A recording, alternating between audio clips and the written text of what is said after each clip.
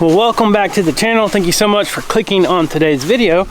So I was coming outside to get a project started, but on the other side of the house I could hear the Anatolian livestock guarding dogs barking and acting like there's some kind of a threat. What's going on, Cora? What are you barking at, girl?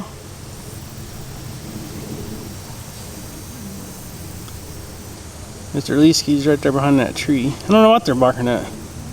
You okay? They got the goats all kind of rounded up there for some reason. I don't know what's going on.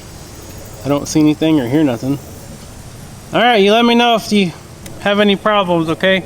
Good job. Okay, so we are going to start this video off. I am going to start putting on the sheet metal for the roof of our firewood shed. Look at this man. What do you know, Mojo? He's like, oh, Dad's got that camera out. It's hot today, isn't it? Yeah, he's a good boy. Good boy. Okay, false alarm by Cora. I don't know what she was barking at, but Leesky and Mojo wasn't barking, so I don't know what she was doing. Maybe she's just having a bad day. So I got the metal for the roof, for the woodshed. What color do you guys think I went with? I kind of talked about in the last video, most of our buildings have the rustic red. I think I called it barn red or something in the last video, but it's actually, technically, this color of paint that this company uses is rustic red. So that's what we're gonna go with. And I haven't even opened it yet. Got it picked up, but I haven't opened it to make sure that it is the right color. So I said we're gonna be doing a project today, but I guess I better cut these straps and verify that it is the right stuff before I get too carried away, right?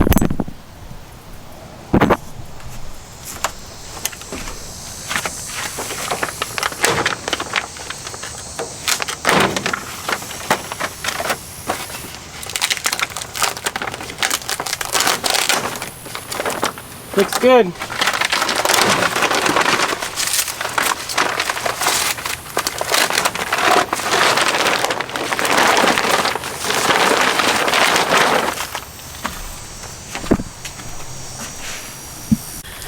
Okay, so I got it uncovered. It is the right color, rustic red. So we woke up this morning, it was 58 degrees, felt awesome. Now it's up in the 90s, and we got a pretty good south wind. I don't know if you guys can see that or not with the leaves, but I want to share a story with you when you're dealing with this metal right here. Now, I normally do not wear gloves. My hands get calloused up, you know, working man, all that type of stuff. So our hands don't get injured as easy as you might say someone that don't ever work with their hands much and that always wears gloves. So I'm just used to not wearing gloves. So my hands are rough. I don't use lotion or nothing like that anyways. But my story is, whenever you're dealing with this metal and it's windy like this, you need to wear gloves. And if it's windy, don't even mess with it, because one of the worst injuries I've ever had was dealing with this. And it's not a good memory, but anyways, I was carrying a piece of this metal just like this over the top of my head. I think it was like 16.5 foot long.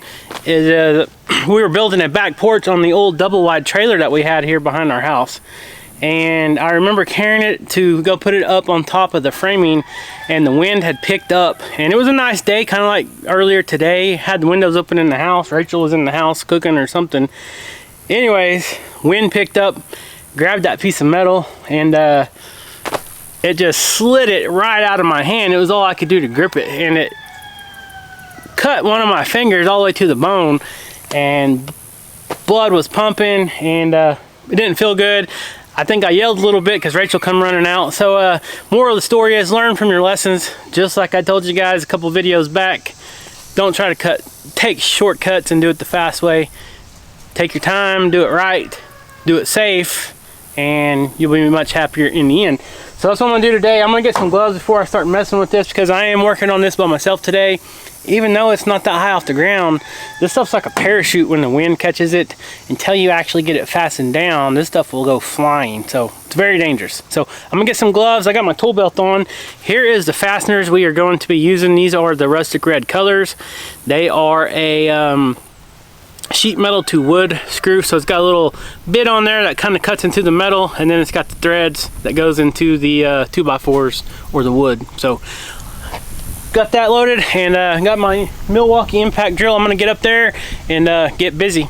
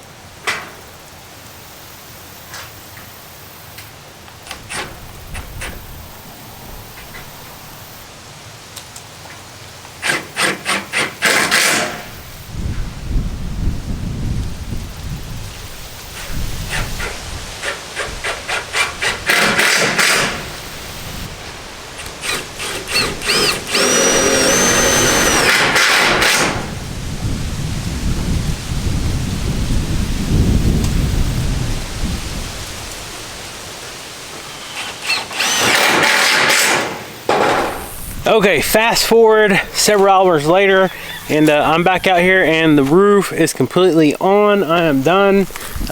That's about all the color that you're gonna see of it. You might see it from our driveway, maybe the bottom end of it, but you're not even gonna really see the color, so it's not really a big thing. Now down here on the bottom, of course, most of all of the sheet metal is just white, just like that. But we're done, so now it is pretty much, I'm not gonna say it's dried in, but I could actually start storing firewood in here now, stack it up nice and neatly, and then I could still have room to put the walls on. So I didn't want to bore you guys with just putting up the metal, and it was getting windy and crazy, so I just went ahead and cut the camera off and got it done, and now we're back out here. So they always put extra sheet metal underneath the metal that you order to keep it protected, keep it from scratching. And that little piece right there is a scrap piece, but that matches the color that we got. And I can probably repurpose that and use it for something else. But as you can see, I've got, let me show you guys, I've got a little bit of overhang over here. So the front of it is actually right here. This will be as far as we stack wood. And then we've got like, I think it was 18 inches overhang, and then I added 3 more inches of actual metal that you can see it hangs over the actual lumber. So 21 inches of overhang total. That'll kind of keep the wind and the rain off of it, hopefully. And so now I'm gonna come over here and we're gonna go look at the goats and talk about the goats and everything. But some of the questions that we got in some of the last comments, I'm trying to hold this big tripod here and it's not working out. Some of the questions we got in some of our last videos is how come we haven't been showing any video updates of our lake property? And that's because we haven't been down there. We haven't had much time to be down there here lately. Caleb's playing football now. Rachel is still going over to her mom's daily and helping take care of her. So right now we're just kind of at a standstill, but I had to unhook the trailer. I've been leaving the tractor on there. You guys know I've been leaving the Kubota M59 on the trailer and hooked up to the truck, because there for a while I was going down there just about every day. But we took a little break. The last time we were down there, I about overdid it. We got super hot and overheated, but we got a lot done. But we're not done cleaning up. We still got a lot of cleanup to do. We still got to clean out the rock building, and then we're gonna work on the roof. So let's take a look at this new little buck, see how he's doing. I try to come out here and watch him just to see if he's wooing any of the ladies. I hear you. What are you doing, big man? You sure are a big dog, you know that? You're nice and fluffy and soft. He's a big lovable dog. Unless he don't know you. Alright, so there's Miss Cora. I would like to go in there, but if I go in there with this big tripod, the dogs just hit it with their backs and it'll make you guys seasick. But yeah, that's the new buck right there, guys. Straight from Bodark Kiko's. If you guys are new to the channel, that is a purebred New Zealand Kiko buck. And we can't wait to see what his kids looks like, bred with our Kikos and Spanish. But I don't know if he's been busy yet, so it might be a while. I don't know. I've been trying to come out and kind of watch him. I haven't seen him flirting with the girls too much. I think we wore him out because she's like, "You talk too much, Dad. I can't deal with it." Did I wear you out, Bubba? Did I wear you out talking too much? I see your eyeballs looking at me. So we still don't have a name for the new guy. I want it to be something good because this buck is going to change our genetics here on the farm big time. So he needs to have a really good name. But you can imagine the colors. Look at all his colors. He's got the gold. He's got kind of like a white, black, a little bit of a brown. And then you look across our herd of girls that he's going to be crossed with, or the babies will be crossed with. And we got a variety of all those colors that he has. So I think he is going to throw some crazy colors here on our herd. This is one of my favorite does right here. This little one. She's got the jerk face spots. She's got the black stripe down her back. Yeah, I'm talking about you, sweetie. You're a pretty girl. Oh, I ain't gonna get you. This one, she is a very good looking doe. She said, "You talking about me?" "Yeah, I'm talking about you. Come here. I ain't gonna hurt you." Good girl. Oh, here comes Clara, girl. Yes, you're pretty too, sweet girl. You're pretty too. Like always. So they are getting the last of the grass. This grass isn't going to be long, but maybe for a couple weeks or so. Normally in October is when we start getting our first frost, and we are right there. It is right around the corner. So hopefully it'll hold off a little bit and these goats can continue to forage and browse and all this nutritious grass. And like I talked about, I tell you guys over and over, they need to be perfectly healthy as can be when they go into breeding season, and that will help them have healthy kids. So like I said, I'm not going to go in the fence because the dogs will just maul me wanting attention and I won't be able to record. So you can see what happened to the compost pile. The goats and the dogs got it so knocked down now that there's not much left to it. We did fill up some of the garden beds with it this year, but pretty much just topped them off. But we didn't take a lot out of there. They just got it knocked down. I could probably scoop a bunch up with the tractor bucket if I wanted to. And let's see, where is some other does? Okay, these little does right here behind Cora. There's a couple of them that look just like that, and they are good looking little does. And they should be old enough to breed here pretty quick. They're going to be a little bit small. They're going to be first timers, but they should get bred this season. So I'm just kind of watching this buck, seeing if he hints around on any other girls to see if they're ready maybe.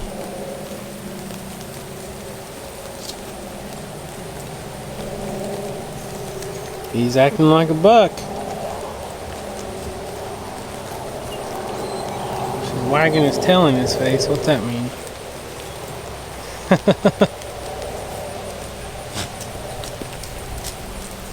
Alright, so I'm a little bit off topic, but I'm going to pan this camera around. I want to show you guys something. Look who's in the apple orchard right now. Those two young turkeys, they decided they wanted to fly out into our yard, and that's where they've been hanging out for a while now, for a few days anyways. And that goat just about stepped on Leesky. Look at that. They're all hanging out in the shade. Like I said, we started the morning out at 58 degrees. And now it's up in the 90s. It's evening time. It's not quite feeding time. Just about feeding time. But I'm going to wait a little bit later until it cools down. I'm fixing to go cook up some burgers on our pellet grill. Caleb and Rachel have been wanting some homemade burgers, so that's what we're gonna have for dinner tonight. So I've been craving those myself. There ain't nothing better than a homemade burger with some American cheese on it. Of course, you got that right, Dad. You got that right, Dad. Lucy said, "Did you say cheeseburger? Extra cheese, please. No onions." You and Mojo sound a lot alike, I guess.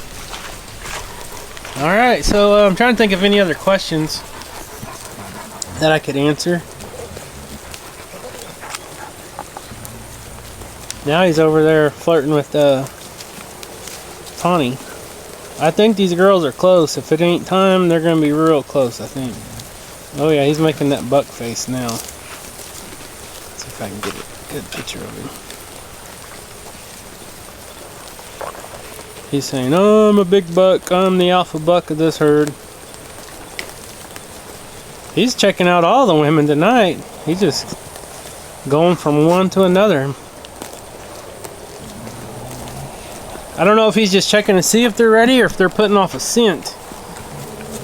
I'm really gonna have to watch him now. When you own livestock, record keeping is your best friend. The last thing that you want to do is have any kind of livestock, and with the goats, the gestation period is 5 months. So if I seen him breed a doe today, I could pretty much mark on the calendar 5 months from now, within, you know, give or take 2 or 3 days. Either way, these mamas will be dropping babies. So you don't want to plan your vacations. You don't want to plan anything like that important. You want to be around your farm. Now, I will give these girls credit. This herd right here, these Kikos and these Spanish, even the crosses, we have never had to pull a kid from any of these goats. Some of them has had triplets. I think just about every one of them has raised them. I don't think we've ever had one orphaned kid out of this herd, and that is that's saying a lot, because we've raised other breeds of goats. We've raised Nigerian dwarfs, we've raised Nubians, we've raised boar goats. Boar goats were the absolute worst, of just walking off and leaving newborn babies. At one time we had like 20 some bottle babies, and that was just horrible. Don't ever want to do that again. I can say these Spanish and Kiko are the greatest mothers of all the goats that we have ever raised. Well, look who joined us, Mr. Smeagol Man. What do you know, buddy? What do you know, buddy? We're just kind of filming and talking a little bit tonight. We're not doing a whole lot. People like to watch the goats and just kind of see what's going on. Everybody's kind of chilling in the shade right now. Everybody's foraging on their favorite grass, you can see. And this little black Kiko doe, she has that gold band around her side. If you guys remember her, she will be ready to breed pretty quick. She's gonna be a first timer. So we got a lot of first timers. All these does right here are over a year old. And then we got a battle over here going on with these two white ones. Oh, everybody's starting to battle. They're just playing actually, but see these two young yearlings? She said, let's size up and see who's stronger.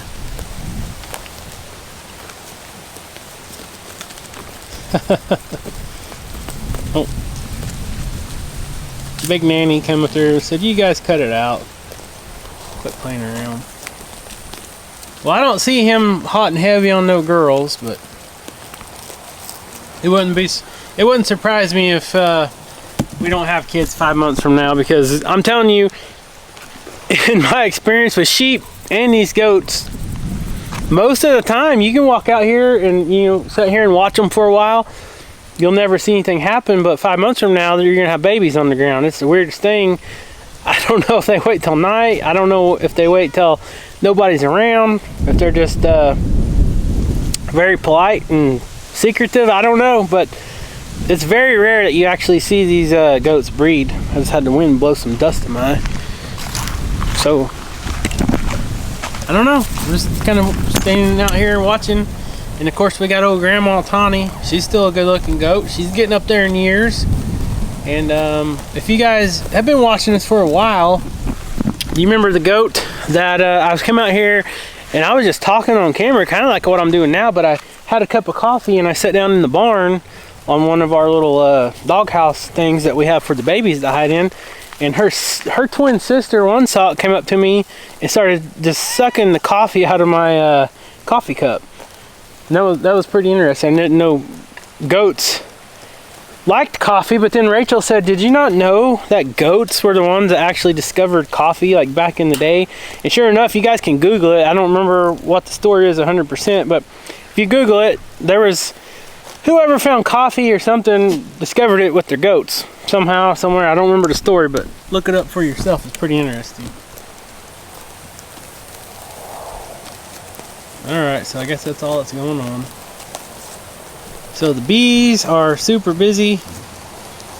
These bees made a little hole in the back of their hive and they've been coming and going out the back a lot. You guys can see them there on that corner. That big hive with the green top on it. Let me show you. I can hear someone smacking like crazy, Miss Tawny.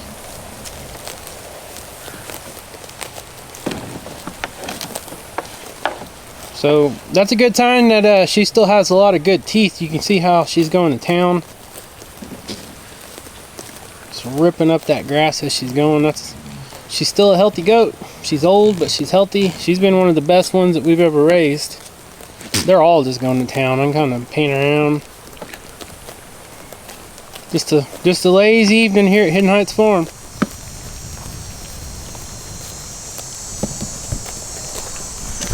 But I do feel good, one step at a time, like I always say. When we do projects and stuff, guys, I am one that loves getting projects organized and planned. But I don't always stay with my original plan. You know, I adapt. If there's something I see that I didn't plan right, or, you know, if I draw something up and I don't like it, I will change it. But one thing I can't stand is starting a project and not finishing it.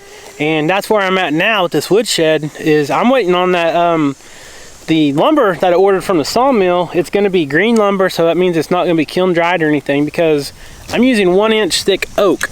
And if I was to get 1-inch thick oak and try to use that as siding, if it was kiln dried, I would not be able to hardly put a screw through it or a nail. I'd have to pre-drill everything, and you know, you're going to bend a lot of nails on it. Sometimes you can use a nail gun, but a lot of times it'll just bend them too, and then you still got to go back and hit them all in. So I'm ordering it green. I'm going to put it up as soon as I pick it up. I'm going to bring it home, and Lord willing, I'm going to get it up as soon as possible to where it's still soft. If you guys remember when I built the feed bunk in the barn back here, that is what I did. We milled that lumber up here on the property, and then we just, as soon as I cut it, I pretty much let it sit in the shop for a couple weeks, and I took it right in there and just screwed it up and didn't have no problems. I didn't really have to pre-drill much. But if I was to go to use any of that lumber that I got stored up right now, I would have to pre-drill it for sure. So anyways, guys, that's pretty much it. Sorry if I'm rambling too much, and I'm not going to show all the other animals tonight. They're all, I'll show you Yoneg and Yoshi real quick. I guess we can go over there and end the video. Smeagol's taking a little nap. Look at him. You taking a nap in the shade? So, I didn't plan on making a super long video, but sometimes you guys know me. I get to rambling along, and next thing I know, we got a 30-minute video, so I gotta watch myself sometimes. So here's those turkeys. I was trying to get a good shot of them. Look how big these little turkeys are getting. And I'm pretty positive the big one right here closer to me is a male tom, and the other one is a hen. I don't know that for sure. Yes, I see you too, Tom. Or Walt, whatever your name is. Walt. Our old one is named Tom. So I think the emu deserve an apple. Let's see if we can find another rotten apple. That one had a bad spot on it, but it wasn't really rotten. I hear you, Millie. Here's one right here. So we haven't really done anything with the apples. We've been just coming out here and picking, you know, 10 a night or so and just eating them. They stay fresh while they're on the tree. And you get these like this that just kind of go bad, but guess who loves them? You got that right. Oops. That's my fault. There you go. I thought you're, hey! It's my finger. Okay. Millie. I tried to give you food. Okay, I can't talk over Millie. She's super mad. I've tried to give her apples before and she will not eat them. Here's one that's really right. Let's see who will eat this. Here, let's see if the turkeys will eat. You want some turkey? There you go. Nope, they're all fighting over it. Yes, Millie, you're a good girl. You're a pretty girl. Okay, that's all I got, Yo-Yo. Alright, I think that's good. So there's Betty and her kids right there. Hopefully she hasn't lost anymore. She's brave. She don't always stay on our property, so. Go outside of our fence. Sometimes they're just free game, I guess you can say, to the predators because the dogs can't really protect them. So anyways, guys, I'm gonna wrap it up. Thank you so much for watching, tuning into our videos. Hopefully the next video I'll make, I'll give an update on the lake property. I don't know if we're gonna record or not, but I'm fixing to go hook up the trailer to the tractor and the trailer to the truck and load the tractor up. And then tomorrow I think we're gonna try to go down to the lake and do some work. Just me and the kids and Rachel. I think Rachel's gonna have a day to go help us, so we're gonna try to get down there and do a little cleanup. I don't know how much I'm actually gonna film. I really need to brush hog again, but it's almost fall time and I don't want to cut it too soon before the first frost, because if I do it now, then I'm probably gonna have to haul the tractor back down there with the brush hog and cut it again, and it won't even be that tall. So I want to kind of wait until fall is a little bit closer, and then, or frost is a little bit closer, go down there and brush hog it, and then should be good to go all winter. Won't have to go back again. So stay tuned, subscribe if you're not subscribed, comment, like this video, and we'll see you next time. What you looking for, Gucci? Little turkey's trying to fly.